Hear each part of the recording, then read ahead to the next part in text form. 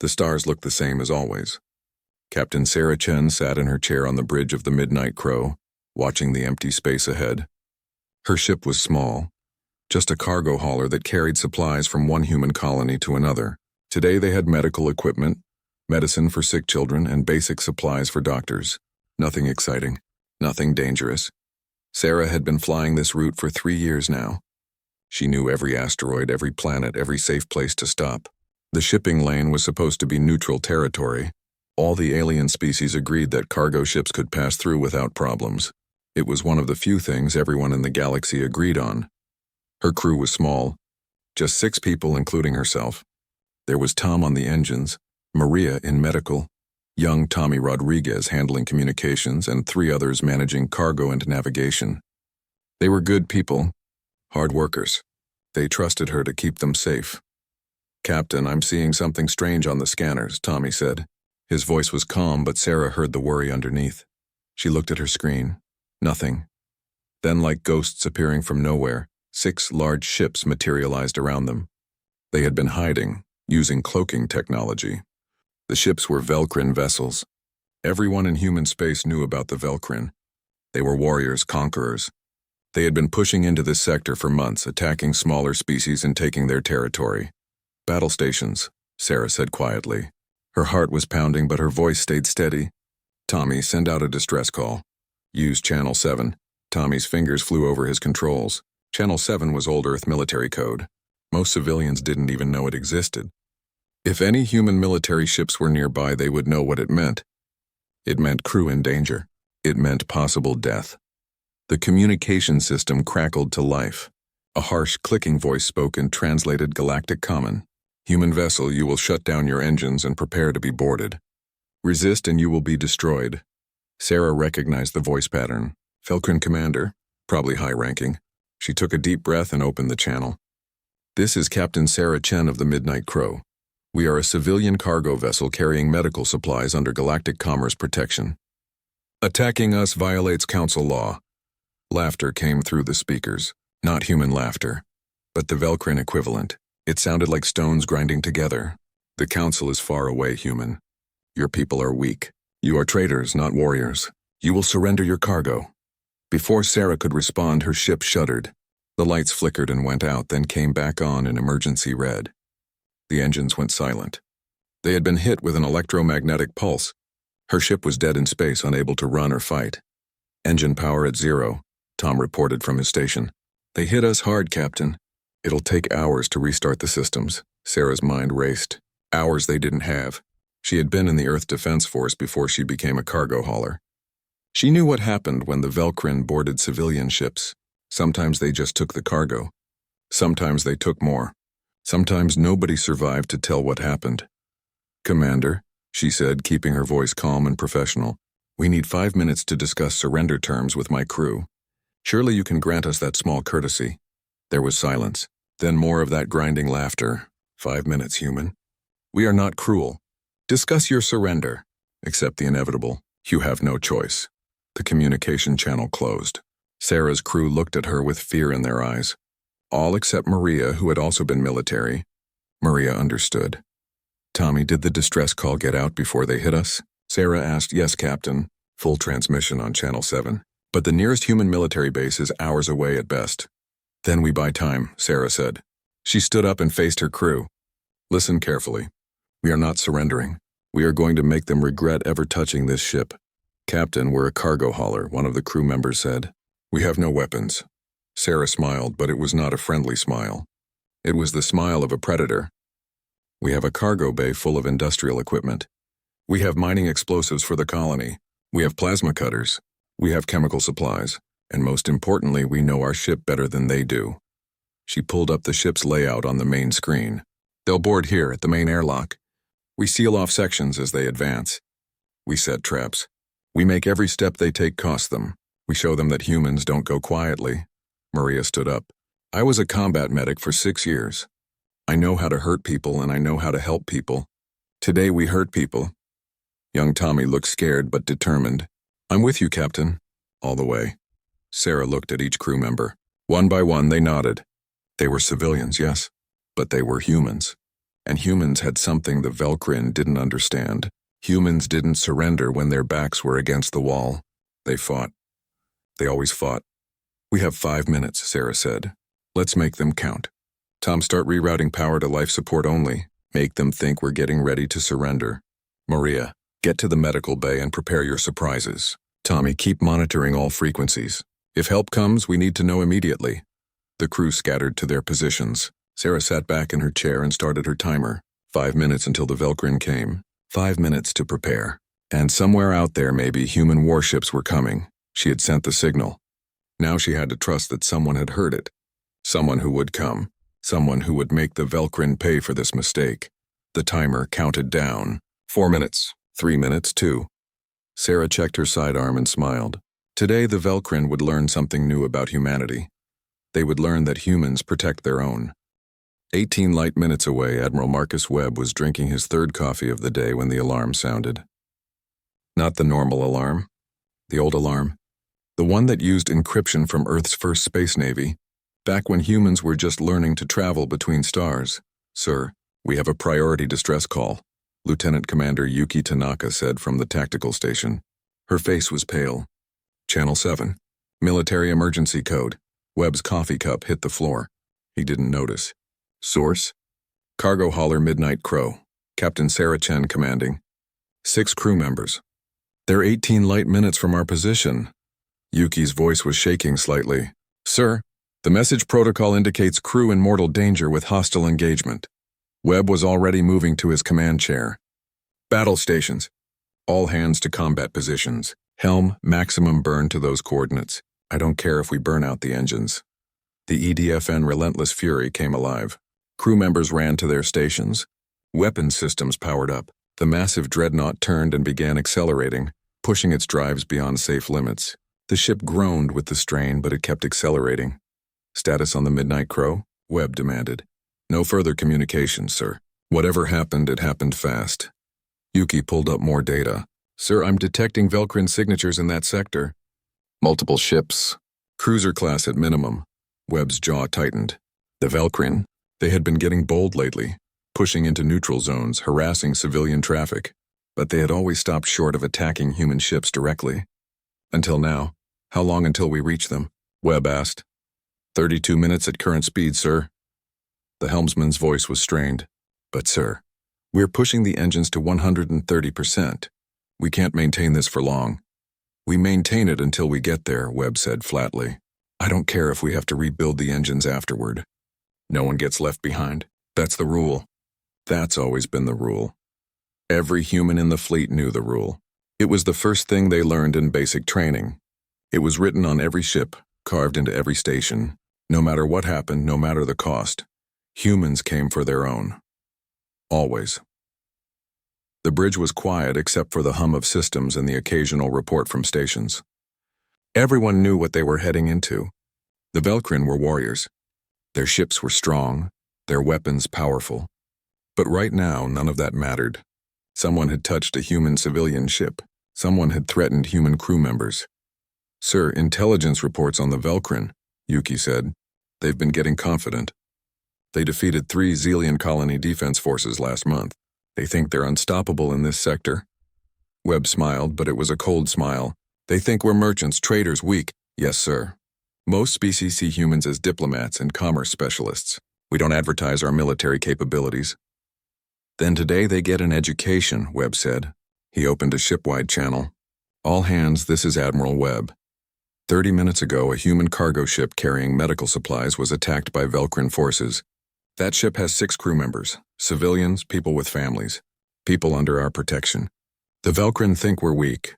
They think we won't fight for a small cargo hauler. They're about to learn differently."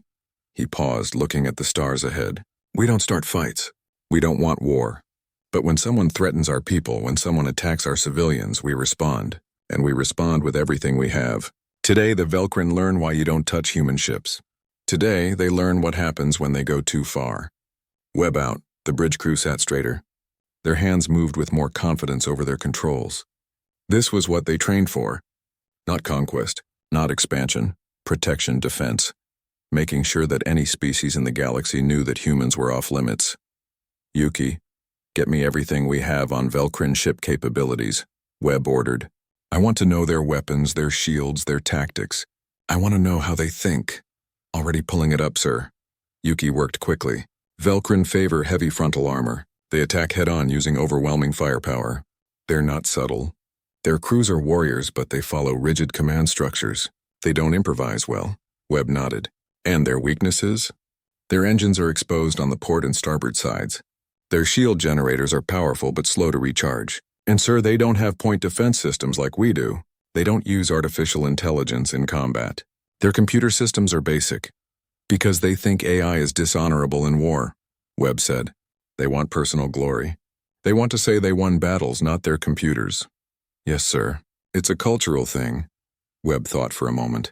That's their mistake. We use every advantage we have. We fight smart, not proud. Helm, as soon as we drop out of FTL, I want us positioned exactly here. He marked a spot on the tactical display. That gives us optimal firing solution on their likely positions. Sir, that's a very precise position, the helmsman said. We'd need exact data on enemy locations to pull that off. Then let's hope Captain Chen is as smart as her record says, Webb replied. As if in answer, a new alert sounded. Sir, receiving tight beam data transmission, Yuki said excitedly. Source is the Midnight Crow. It's Captain Chen. She's sending us tactical data. Webb laughed. A real laugh this time. That's my girl. She's stalling them and gathering intelligence. What do we have? 6 Velcrin ships, sir. 2 cruisers, 3 destroyers, 1 command frigate. Positions, shield frequencies, weapon status, everything. Yuki looked up with admiration. Sir, she's feeding us real-time data. Her crew must still have some systems operational. Then we don't waste the opportunity they're giving us, Webb said. Tactical, I want firing solutions for every ship. Primary targets are the cruisers and command frigate. We hit them first and hit them hard. Solutions programmed, sir. We'll be ready the moment we drop out of FTL. 20 minutes to target? Sir, the helmsman reported. Webb settled into his chair and pulled up the personnel file on Captain Sarah Chen. Former Earth Defense Force. Tactical officer. Served with distinction. Left the service to fly cargo haulers because she wanted a quiet life. Sorry, Captain, Webb said quietly to the image on his screen. Looks like the quiet life found you anyway. But don't worry. We're coming. Just hold on a little longer. The relentless fury burned through space, engines screaming, every system pushed to maximum. Behind it, other human ships were responding to the alert, but they were farther away. For now, it was just one dreadnought racing to save 6 civilians. But sometimes one ship was enough, especially when that ship carried the full weight of human determination and fury. The airlock hissed open and the Velcrin warriors entered the Midnight Crow. They were large creatures, nearly 3 meters tall, with thick, armor-like skin and 4 arms. Each carried weapons designed to kill. They expected fear. They expected surrender. They expected easy prey. The first warrior stepped into the corridor and triggered the trap. Maria had rigged a plasma cutter to the door sensor. It fired automatically, cutting through the warrior's armor at the knee joint. The creature fell, screaming. The others behind it fired blindly into the corridor, but there was nothing to shoot. The humans were already gone. Commander Zekthar watched the battle feed from his ship with growing anger. Civilians, he snarled. They are supposed to be helpless civilians. His tactical officer looked nervous. Commander, we have lost 3 warriors already. The humans have fortified their ship. They know the layout. We are fighting blind. Send more warriors. Overwhelm them with numbers. Another squad entered the Midnight Crow. They moved carefully this time, weapons ready. They reached an intersection and stopped. 3 corridors branched off in different directions. The squad leader pointed left. The warriors moved forward. Tom, the engineer, watched them from his hiding spot in the ventilation system. He waited until they were directly beneath his position, then released the container. Industrial solvent, highly corrosive, rained down on the warriors. Their armor began to smoke and bubble. They ran back toward the airlock, screaming. In the medical bay, Maria prepared her next surprise.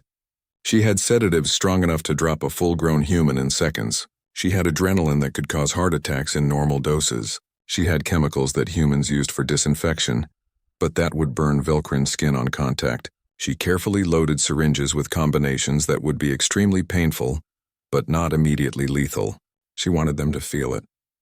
She wanted them to suffer. Young Tommy Rodriguez was at his station in communications, still sending updates to Admiral Webb. His hands shook as he typed, but he kept working. "Captain, the Velcrin command ship is moving position. They're preparing for something big." Sarah looked at the tactical display. The Velcrin were getting frustrated. Good. Frustrated enemies made mistakes. "How long until the relentless fury arrives?"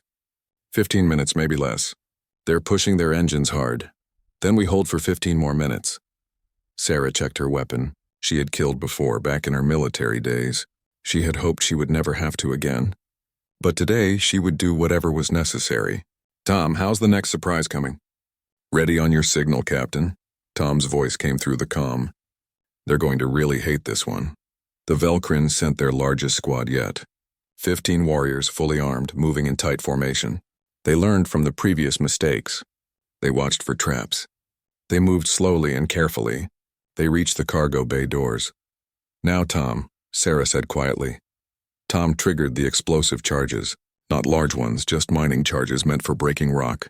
But in the enclosed space of the cargo bay access corridor, the effect was devastating. The explosion tore through the Velcrin formation. The ones in front died instantly. The ones behind were thrown backward, their armor cracked and broken. Commander Zekthar's rage filled the communication channel. "Enough. All ships target the human vessel. We will destroy it completely. I will not tolerate this humiliation." "Commander, what about our warriors still aboard?" his tactical officer asked. "They died with honor. Fire all weapons." Sarah saw the weapons powering up on her sensors. This was it. They had bought all the time they could. She opened the ship-wide comm. "All crew brace for impact. It's been an honor serving with you." "Captain, I can buy us more time." Tommy's young voice came through. He was breathing hard, scared but determined. "There's a breach forming in Section 7. If I seal it manually, I can reroute power to the shields. Give us maybe 2 more minutes." "Tommy, Section 7 is venting to space." "You can't. I'm already suited up, Captain." "I can make it." "I have to make it." "Tommy, no." "That's an order." "Sorry, Captain." "Can't hear you." "Comm malfunction." The signal cut out. Sarah pulled up the camera feed for Section 7. She watched as Tommy, wearing an emergency suit, pushed himself through the damaged corridor toward the breach. Atmosphere was venting out, pulling debris and everything else into space. Tommy grabbed onto a support beam and pulled himself forward, hand over hand. He reached the breach. It was larger than expected, maybe 3 meters across. The manual seal controls were on the other side. Tommy would have to cross the breach somehow. Maria was watching the feed too. "Captain, he can't make that jump. The venting is too strong." Tommy looked at the controls, then at the breach, then at the camera. He knew they were watching. He smiled and gave a thumbs up. Then he wrapped a cable around his waist, tied it to the support beam and jumped. The venting atmosphere caught him and pulled him toward the breach. But the cable held. He swung across the gap, hit the far wall hard and grabbed the control panel. His fingers worked quickly, entering the emergency seal code. Heavy blast doors began to close over the breach. But Tommy was on the wrong side. He tried to jump back, but the cable tangled. He pulled at it frantically as the doors closed. "Tommy, cut the cable and jump," Sarah screamed into the comm. "Shields are up, Captain," Tommy replied. His voice was calm. "Tell my mom I love her." "Tell her I did good." The blast doors sealed. Tommy Rodriguez was on the other side, in a section open to space with only minutes of air in his emergency suit and no way to get back. Sarah's screen showed the Velcrin weapons firing. But the shields held, just barely. Tommy had bought them the time they needed. "Captain, detecting a massive power signature," Maria said. "It's not Velcrin. It's human. It's..." The relentless fury dropped out of FTL space exactly where Admiral Webb had planned. The massive dreadnought appeared directly behind the Velcrin formation, weapons already charged and firing solutions locked. "Fire," Webb said simply. The human railguns fired. Solid slugs of metal accelerated to a fraction of light speed. They tore through the first Velcrin cruiser before its shields could even activate. The ship broke apart, atmosphere and debris exploding outward. The second cruiser tried to turn, but it was too slow. Human missiles guided by artificial intelligence warfare systems found every weak point. The cruiser's engines exploded. It went dark and began to drift. Commander Zekthar's command frigate tried to flee. "All ships retreat. Retreat!" But the relentless fury was faster. Its point defense systems shot down the Velcrin's desperate weapons fire. Its main guns targeted the fleeing frigate with precision that seemed impossible. "Target their engines," Webb ordered. "I want that ship disabled, not destroyed. We're taking prisoners today." The frigate's engines exploded. The ship stopped, dead in space. Sarah watched from the midnight crow as the battle ended in less than 3 minutes. The Velcrin fleet was destroyed or disabled. Human Marines were already launching, coming to secure the area and rescue survivors. "Captain Chen, this is Admiral Webb. Are you and your crew safe?" Sarah looked at the sealed blast doors hiding Tommy's body. 5 crew members are safe, Admiral. 1 crew member gave his life to save us. His name was Tommy Rodriguez. He was 19 years old. There was a long silence. Then Webb's voice came back, harder than steel. "We're sending Marines to you now, Captain. Medical teams are standing by, and Commander Zekthar will answer for what happened here. This I promise you." Admiral Webb stood on the bridge of the Relentless Fury and watched the Velcrin ships burn. Around him, his crew worked with cold efficiency. This was not celebration. This was not glory. This was justice. "Status report," Webb ordered. Lieutenant Commander Yuki looked up from her station. 2 Velcrin cruisers destroyed. 3 destroyers disabled and drifting. Command frigate captured. Estimated Velcrin casualties are 70% of their combat force. Our casualties, 0 against 6 enemy ships. The Velcrin had thought they were the superior warriors. They had been wrong. "Sir, the remaining Velcrin destroyer is requesting permission to surrender," the communications officer said. "Tell them to power down all weapons and prepare to be boarded. If they so much as charge a capacitor, we turn them into dust." "Yes, sir." Webb pulled up the tactical review of the battle.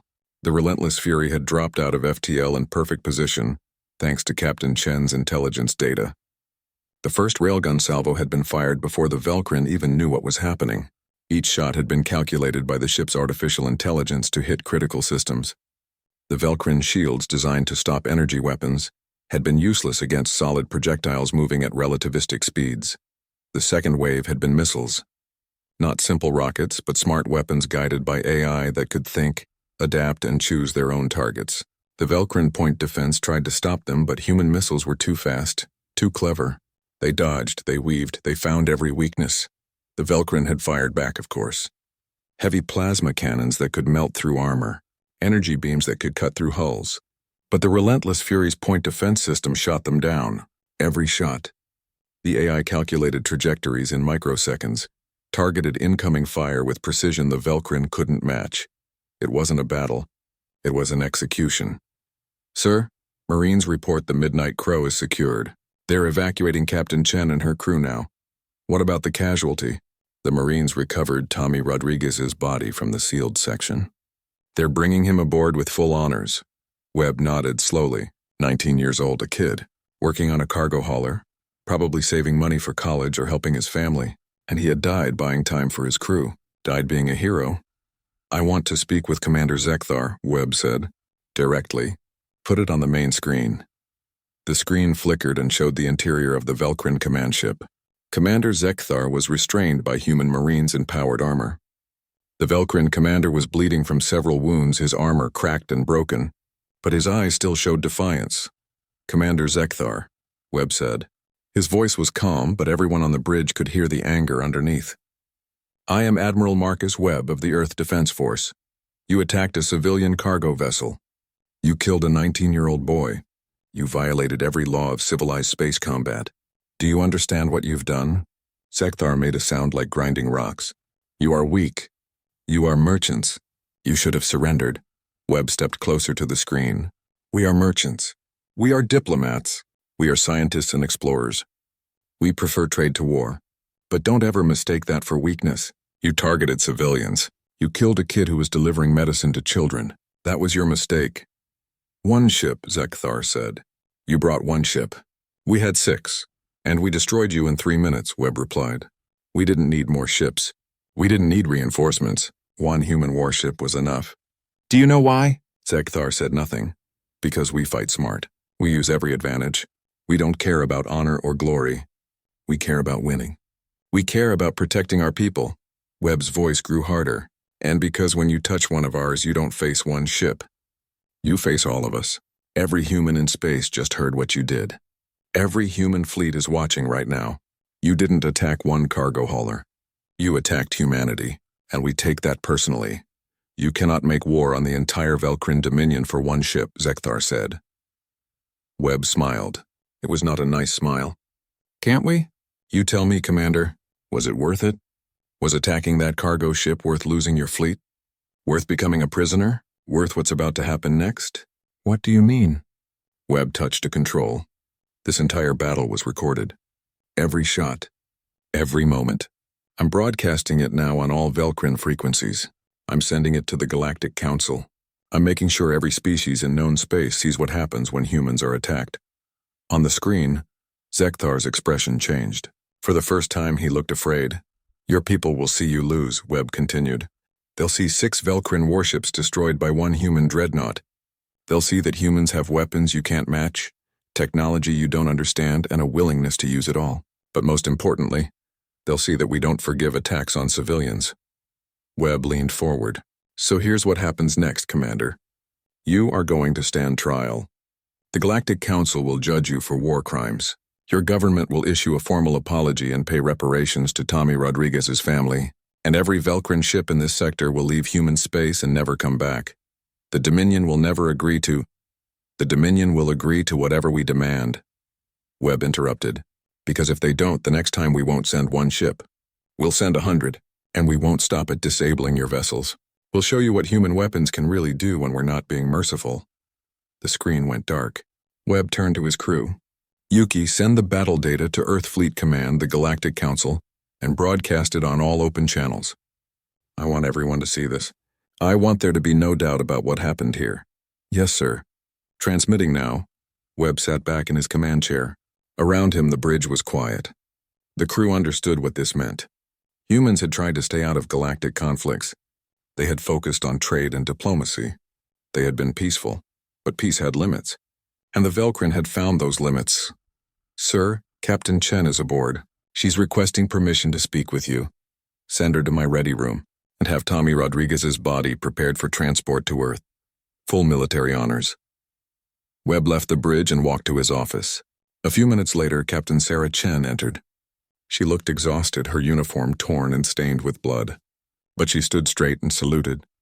At ease, Captain, Webb said. He gestured to a chair. Sit, you've earned it, Sarah sat. For a moment, she just stared at her hands. Then she looked up at Webb. Thank you for coming, Admiral. We wouldn't have lasted another 5 minutes. You held them off long enough. That took skill and courage. Tommy held them off. He saved us all, Webb nodded. I read the report. He was brave. His family will be told. They'll be honored, and his sacrifice will be remembered. Sarah's eyes were wet, but she didn't cry. What happens now, Admiral? Will there be war? I don't think so, Webb said. The Velcrin understand now. They thought we were weak. They thought they could bully us. But we showed them the truth. We're not warriors by nature, but we can be when we need to be. And we're very, very good at it. He pulled up the broadcast feed on his screen. The battle footage was already spreading across the galaxy. Human news networks were showing it. Alien governments were analyzing it. The Galactic Council was in emergency session. By tomorrow, every species in known space will know, Webb said. Touch human civilians, face human warships.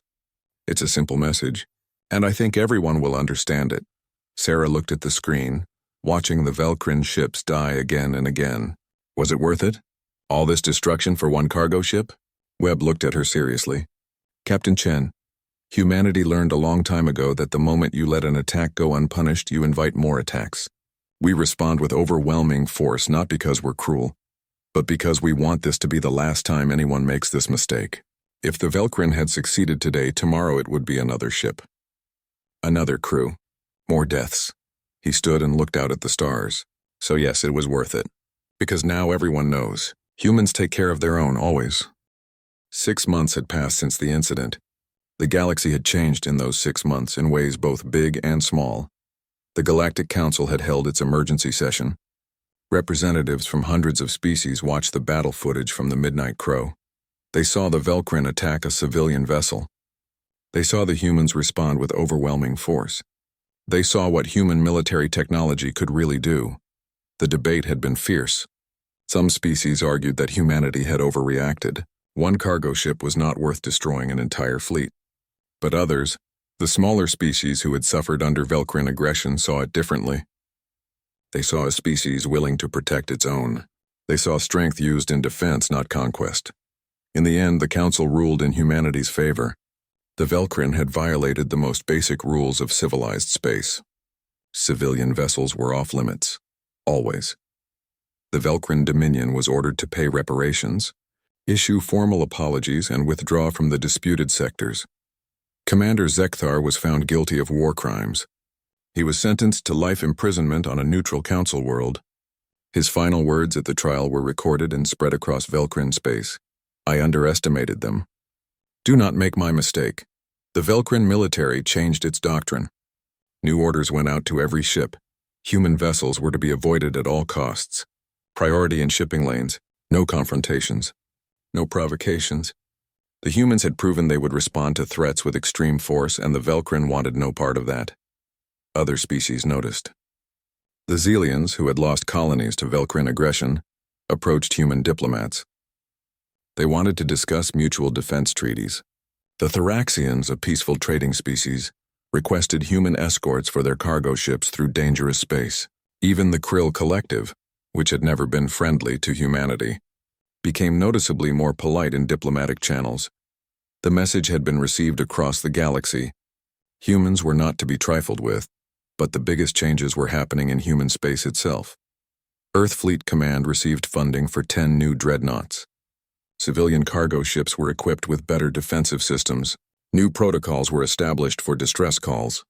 And every human ship, military or civilian, carried the same message in its computer core. No one gets left behind. Captain Sarah Chen stood on the bridge of her new ship. It was larger than the Midnight Crow, with better engines and newer systems. But more importantly, it had a name that meant something: the Tommy's Light. She looked out at the stars and thought about the young man who had saved her crew. Tommy Rodriguez had been just a kid, working his first real job in space. He should have had decades ahead of him. Instead, he had given his life buying time for others to live. His family had been given the reparations money from the Velcrin. They had also been given Tommy's posthumous medal, the highest honor Earth could bestow for civilian bravery. At the ceremony, his mother had held the medal and cried. But she had also smiled. He was always like that, she had said. Always thinking about others first. Always doing the right thing, even when it was hard. I'm proud of him. Sarah had promised Tommy's mother that she would make sure his death meant something, that she would make sure it was remembered, and she had kept that promise. Every human ship now carried Tommy's story in their databases. Every new crew member learned about the 19-year-old who had sealed a breach with his own life. Every captain was reminded of what it meant to protect your crew. Captain, we're receiving an escort signal, her new communications officer said. It's the EDFN Vigilant. They're asking if we need an escort through this sector. Sarah smiled. Tell them we appreciate it, but we're good. This sector is clear now. It was true. The shipping lane, which had been dangerous 6 months ago, was now safe. The Velcrin were gone. The pirates who used to operate here had disappeared. Everyone had gotten the message, but human patrol ships still checked the lanes regularly. Just in case, just to make sure. Sarah's long-range sensors showed a Velcrin cargo ship approaching from the opposite direction. She watched as it immediately changed course, giving the Tommy's Light a wide berth. It then signaled for priority passage, offering to wait until the human ship had passed. Sir, the Velcrin ship is asking if we need the lane, her helmsman said with surprise. Tell them we can share. We're not here to bully anyone. We're just here to do our job. The Velcrin ship acknowledged and carefully maintained its distance as the two vessels passed each other. Sarah could imagine the Velcrin captain watching nervously, making sure not to do anything that could be seen as aggressive. She didn't enjoy that fear. She wasn't cruel, but she understood why it existed. Fear kept people safe. The fear of human retaliation meant no one would attack human civilians again. And that was what mattered. Captain, incoming message from Admiral Webb, her communications officer said. Sarah opened the channel. Admiral, good to hear from you. Webb's face appeared on her screen. He looked tired but pleased. Captain Chen, how's the new ship? She's good, sir. Handles well. The crew is solid. We're making our delivery runs on schedule. Glad to hear it. I wanted to let you know that the last of the Velcrin forces left the sector this morning. The Council confirmed it. This entire region is now clear. That's good news, Admiral. It is. And it's thanks to you and your crew. You held them off long enough for us to respond. You showed the galaxy that humans don't surrender easily. Sarah thought about Tom, Maria, and the others who had fought beside her. We did what we had to do, sir. Nothing more. Maybe, but it mattered. The whole galaxy saw what happened. They saw civilians fight back. They saw the military respond. They saw what happens when someone goes after our people. Webb paused. How are you holding up, Captain? Sarah looked at the stars. Some days are harder than others. I think about Tommy a lot.